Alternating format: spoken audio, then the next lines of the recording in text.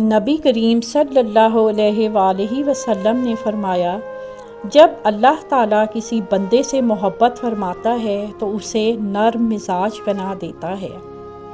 ایک وقت آنے والا ہے جب لوگ نیکی پر شرم اور گناہ پر فخر محسوس کریں گے۔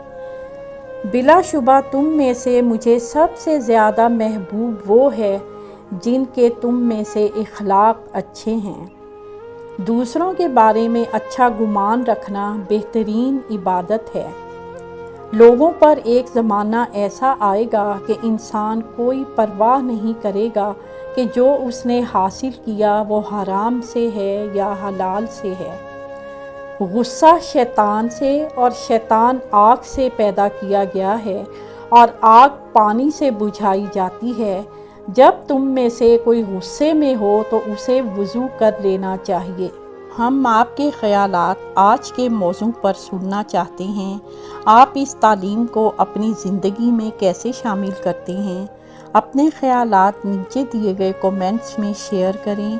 اس ویڈیو کو لائک کرنا، ہمارے چینل کو سبسکرائب کرنا اور بیل آئیکن کو دبانا نہ بھولیں تاکہ آپ ہماری نئی آنے والی ویڈیوز سے باخبر رہ سکیں۔ آپ کی قیمتی رائے ہمارے لیے اہم ہے اور ہم ہر کومنٹ کو پڑھتے ہیں۔ اس ویڈیو کو دیکھنے کا شکریہ۔